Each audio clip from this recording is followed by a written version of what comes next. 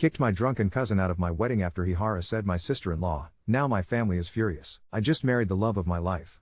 He's 30, Arab Muslim, and his family are, without exaggeration, the absolute best people I've ever had the joy of knowing. I'm 28, an only child, and my own family is complicated, to put it mildly. From the beginning, my husband's family embraced me, and for the first time in my life, I felt like I belonged to a real, supportive family unit. I never really had siblings. My half-brother on my dad's side is a lot older and lives all the way in Japan. We're not in touch much, but even he called to congratulate me when he heard about my wedding. Meanwhile, my parents barely even approved of my marriage at all. In fact, it took the threat of cutting them off for them to stop fighting me on it. So yeah, I went into my wedding pretty aware that I couldn't expect anything from my parents except drama. The wedding itself was perfect, at first. It was all pure happiness, and even my parents managed to crack a smile now and then. That changed because of my cousin, Mark. He's about 35 and is honestly a walking disaster. Classic womanizer, 3 kids with 3 different women he dumped, and his own dad has to send money for Mark's kids. He just takes and takes. My aunt, though, his mother, treats him like he's perfect and can do no wrong. She begged me to invite him. Against my better judgment, and desperate for no drama, I said yes. That's a mistake I'll always regret. As the night began winding down, I suddenly heard a scream, not a happy one. I turned and saw my youngest sister-in-law, Layla, 19, pinned against a wall. Mark was standing in front of her, soaking wet. Layla was clutching an empty water glass and shaking from head to toe. When I rushed over, my other sister-in-law quickly filled me in. Mark had cornered Layla, telling her she was too pretty to be hiding under that thing, her hijab, and called her a waste of a perfect face. That wasn't even the worst of it. He reached out and tried to pull her hijab off to see her beautiful hair. My older sister-in-law, who isn't afraid of anyone, was already right there in his face, and I could tell it was about to get physical. My father-in-law calmly stepped between them, looked at Mark, and told him with quiet, devastating finality, "It is time for you to leave my son's wedding." I thought that would finally be the end of all the chaos. I was already focused on Layla, about to comfort her, when my aunt, Mark's mother, came storming over. "You can't kick him out. He was just joking with her. She's being too sensitive," she shouted. First it was he was complimenting her, then suddenly it was just a joke. My own mother decided to jump in too, saying, "I'm sorry but she's right. This is a huge overreaction. Mark didn't mean any harm, that's just how he is." Looking at Layla, still scared, still shaking, and hearing my own mother defend the man who had just completely disrespected and assaulted my new sister, I felt something just snap inside me. I stared straight at my aunt and said, "No, he needs to leave. Now." She puffed up, "You are not going to disrespect your family like this." That was it. I couldn't take it any longer. My family? You don't get to lecture me about family. This is why your own family is broken. Your blind worship of your useless, good-for-nothing son is the reason you have one child who ruins every event he attends, and another who hasn't spoken to you in 5 years. And you dare wonder why your own daughter went no contact? It's because of this, because you always choose him over the people he hurts. So yes, he's leaving, and you can leave with him if you want. It felt like the room went silent all at once. Stunned. My aunt burst into tears and stormed out, dragging Mark behind her. My parents followed, but not before giving me one of their signature, "You are a disappointment" glares. Since then, my phone has exploded with texts from my parents, calling me cruel, vicious, telling me I used a family tragedy against my aunt, that I broke her heart. Apparently my aunt can't stop texting them about it, either. My husband has been so supportive, reminding me that I was defending Layla and that my family showed their true colors. But I can't get rid of these little waves of guilt. Mark was absolutely, totally in the wrong. I've cut him off for good and don't want him anywhere near me or my husband's family again. But the thing I keep replaying is what I said to my aunt. As much as I don't regret standing up for Layla, she was terrified, and I'd always choose her over him. Maybe I went too far, bringing up her daughter going no contact. I know it's a sore spot and I basically twisted the knife. It feels like I dropped a nuclear bomb to win a fistfight, and now my whole family is radioactive. Update 1. I'm struggling to write this without getting emotional, but honestly, I'm failing. I've just been sitting here with tears in my eyes, overwhelmed by the sheer amount of support I've received. It might seem small from the outside, but seeing this wave of encouragement, even from total strangers, has helped me see my situation with so much more clarity than I ever thought possible. I cannot thank everyone enough. It means more to me than I could possibly express. For so long, I doubted my own sense of right and wrong. I grew up in a household where my parents were experts in making me feel like I was out of line for even questioning them. Their unofficial family motto could have been, "If we say it's good, then it's good. If we say it's bad, then it's bad." They blurred the lines between right and wrong so thoroughly that as an adult, I'm still untangling their influences from my conscience. Meeting my now husband completely changed that part of my world. He is the kindest, most respectful, and supportive person I've ever met, and finally, I understand what a healthy family is supposed to look like. The thought of a future with him, filled with that kind of love and support, fills me with so much hope. The really important thing is that Layla is doing much better. I called her a few hours after the incident, and she immediately started apologizing for ruining my night, blaming herself for how things had gone. That broke my heart. I shut that down right away and assured her that what happened was entirely Mark's fault. She had done absolutely nothing wrong, she deserved better than his behavior, and I apologized to her for even having him there and for everything she'd endured at my own wedding. We ended up talking for a good while, and she told me about working with a therapist for some time now to process her own trauma. I think it's incredible how strong and resilient she is to face all of that and keep moving forward. Of course, I did get a few awful messages, but the overwhelming majority were beautiful. I'm especially grateful to all the hijabi and Arab women who reached out to me, who shared their own stories and pain and empathy for Layla's experience. Reading their words, feeling understood, and knowing so many others have faced similar things, it was emotional, but it filled me with hope for a world where girls and women can simply exist in peace, without harassment. That hope stood out starkly against the few bizarre messages, like the one guy who DM'd me to save me and Layla from my supposedly oppressive in-laws. According to him, Muslims just get more conservative after marriage, as if he discovered some universal truth. His message was a sad reminder that some people will twist real tragedies, like the oppression of women in Iran, to prop up their own prejudice and frame themselves as heroes. Let me just be clear, I've known my husband for 8 years. I've traveled to his home country, met his huge, extended family, and spent real time with them. Some of his female cousins wear hijab, some don't. They are all happy, devout, and would genuinely laugh at the idea that they're being secretly tortured by evil Muslim men. It infuriates me when people use the real suffering of others to promote their own bigotry. So, I need to make one thing absolutely clear. In my 28 years, I've met every kind of person out there. Good people are simply good, and bad people are simply bad, regardless of religion, race, or where they come from. I refuse to let this situation be twisted into a platform for any kind of racism or prejudice. The focus should stay where it belongs, on how my parents and aunt enabled a harasser, and how a young woman's trauma was dismissed. I will not stand by while people invent wild, racist scenarios about the family that I know, see, love, and laugh with regularly. I want to keep the real heart of this, standing up for those who deserve better, and refusing to let bigotry poison our stories. Update 2. Yesterday morning, I woke up to a text from an unknown number with only, "If this is you, I'm Aunt's daughter. Can we talk?" I stared at it for a long time. I've had years of hearing my aunt's version of her daughter, a selfish ingrate who abandoned her family for strangers, so my first instinct was that this had to be a trap. It wasn't. We spoke on the phone for 2 hours. Her voice shook at first, then evened out in that steady way people get when they've told themselves a story 1,000 times and are finally allowed to say it out loud. She told me she left because she couldn't stay in a system where the person who hurt everyone always got a soft landing and a fresh excuse. She didn't say everything. She said there are parts that belong to her and the other people involved, but she said enough. She said what I said at the wedding was not a nuclear bomb, it was the lights getting flipped on. She thanked me for believing what she had screamed into a void for years, and then she did something I didn't expect. She told me to stop apologizing. "You didn't break her heart," she said, "you cracked the glass she's been pressing over everyone else's." After that call, things moved quickly. The venue manager reached out to my husband with a very formal message offering their footage and incident notes in case we wanted them. I hadn't even thought that far ahead, I'd just been holding Layla's shaking hands in my head. We went to my in-laws first and asked Layla what she wanted, not what any of us thought would make the situation tidy. She held my gaze for a long second and said she wanted to put it on record. Not out of revenge, not to make a spectacle, just because her body had been touched without consent and her faith had been insulted in public, and she didn't want the only official story to be my aunt crying on the sidewalk. So we went with her. My father-in-law drove, my husband sat next to her, and I sat in the back with my arm around her shoulders. The officer who took the statement was calm, almost boring in a way that made me feel safe. Layla spoke, we gave our statements, the manager emailed the video, and then we walked out into the kind of winter light that feels like water. There was no triumphant music, no slam of a gavel.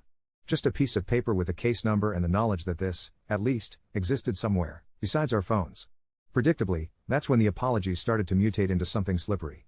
Mark called from a number I didn't recognize and left a voicemail that was a masterpiece of nothing. "I'm sorry if you felt offended, that's not who I am, this is getting blown up," and then, my favorite, "We both had too much to drink," as if my 19-year-old sister-in-law had hosted a frat party under her hijab. I didn't respond. A few hours later, my aunt sent a novella where the word forgive appeared 12 times and the word Layla didn't appear once.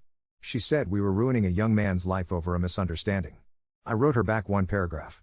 I told her any apology belongs to Layla, it must name what happened and why it was wrong, and it cannot include a but.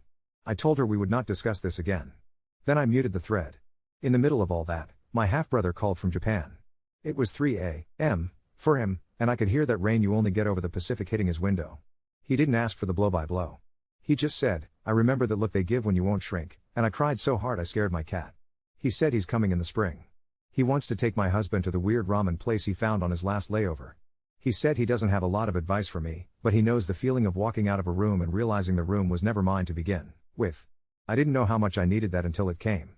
If there was a moment where the air changed, it was last night, at my in-laws' house.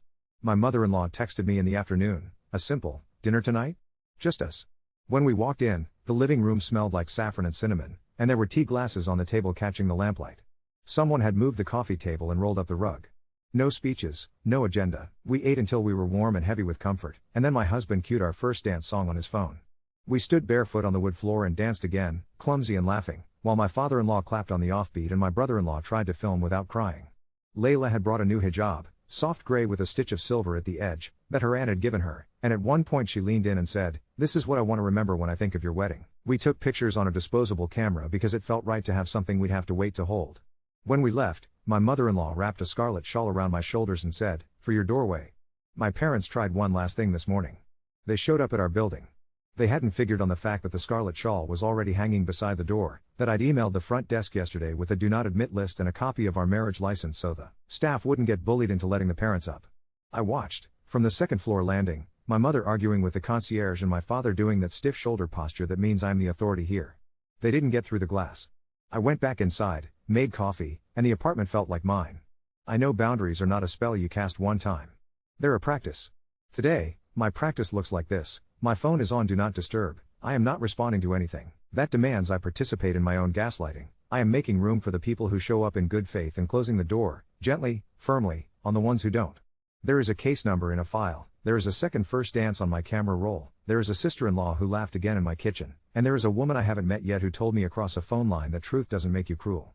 It just makes you free. Update 3, the case number turned into a date on a wall calendar.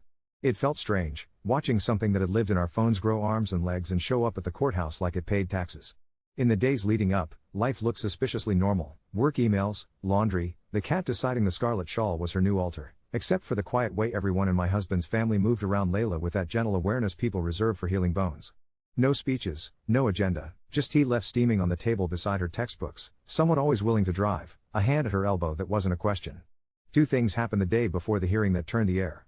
The first was the call from the investigator assigned to the misdemeanor assault and harassment complaint. He said he'd reviewed the venue footage and our statements and that the audio was clear enough. He meant you could hear it. Too pretty to be hiding under that thing, like a mosquito whining in a room you can't escape.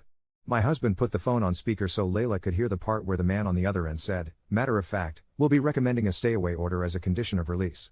There was something soothing about the bureaucracy of it. No drama. Just boxes checked.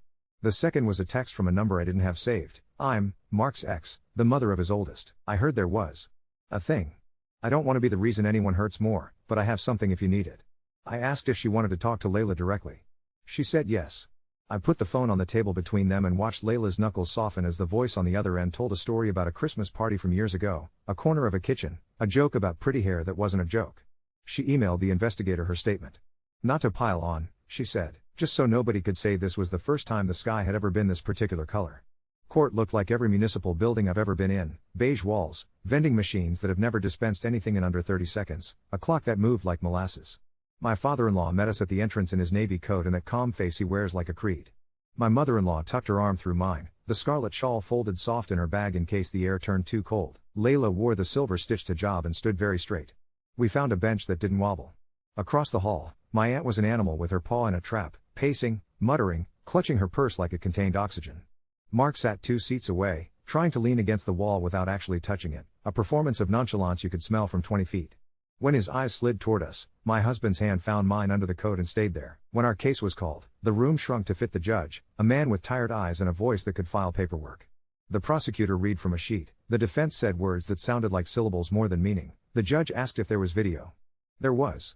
Watching a screen in daylight is different than replaying a clip on your phone in the middle of the night. The sound was what got me.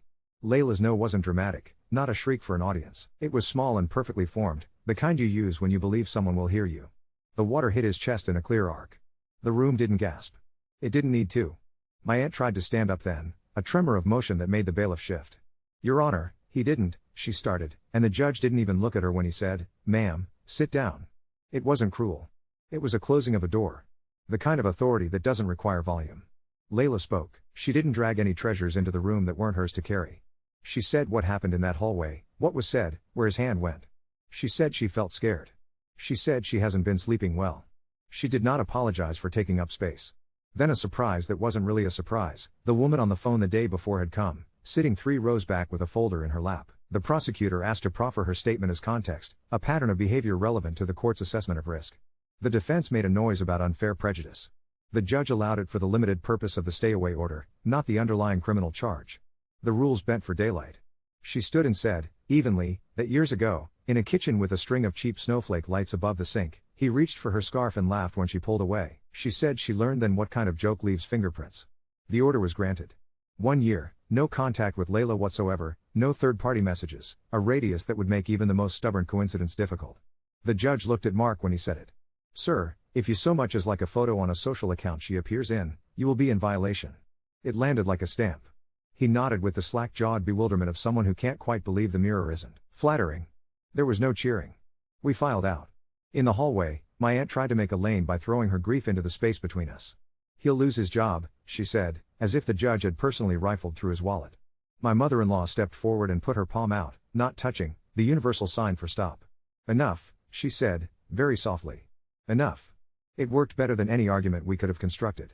We didn't go home right away. My father-in-law drove us to the little bakery with the pistachio baklava that flakes like gold leaf, the one where the owner knows Layla's order and always sneaks an extra cookie into the bag. We sat at a high table by the window, the winter light doing its quiet water trick again, and ate sweetness we didn't have to earn. Layla laughed at something my husband said about the judge's tie. It sounded like a metal gate opening. Back at the apartment, there was an envelope slid under the door, no stamp, my mother's handwriting, neat as a ruler.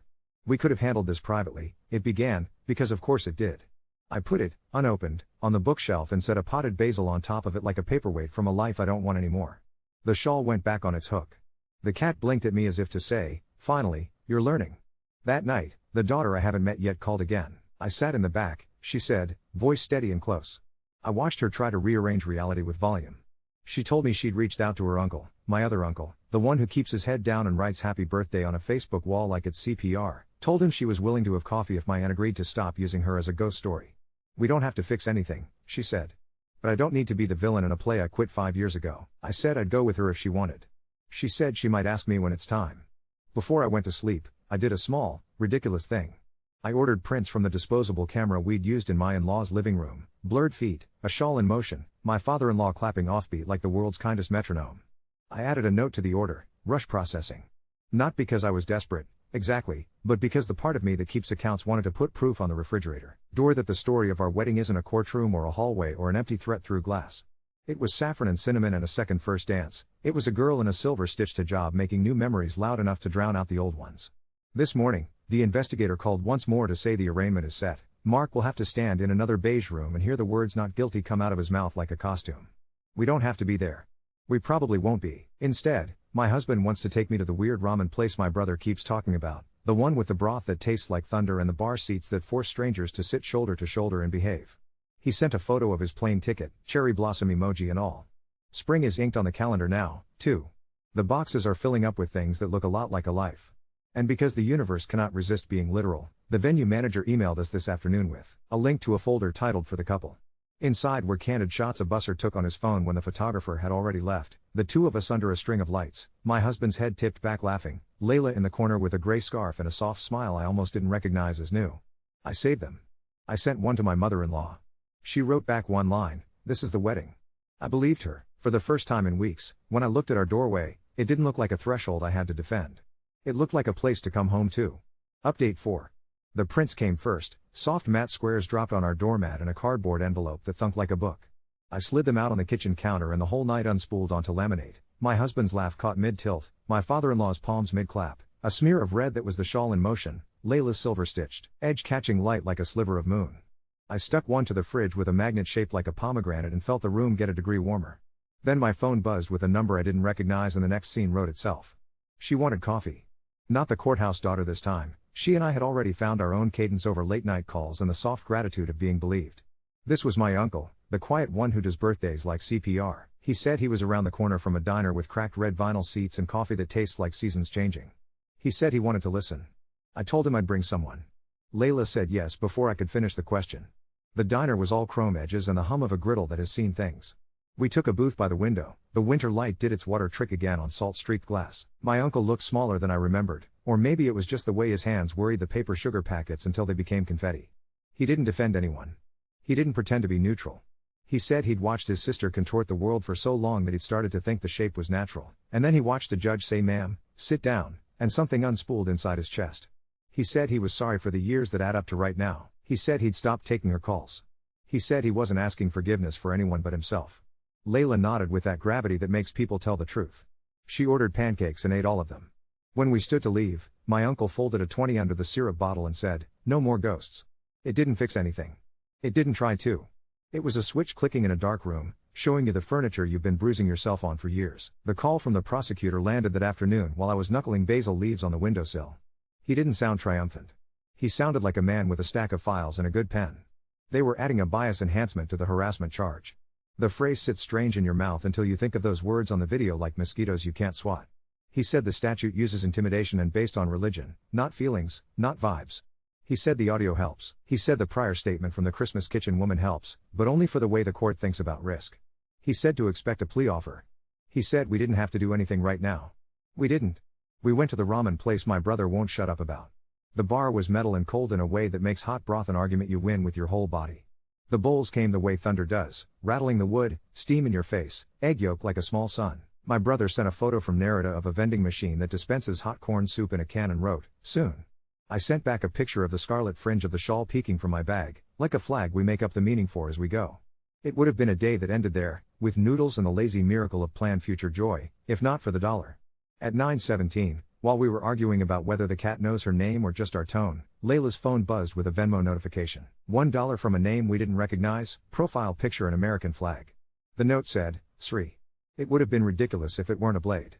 He thought he'd found a loophole, a cartoon villain tipping his hat from behind a different bush. Third-party contact is still contact.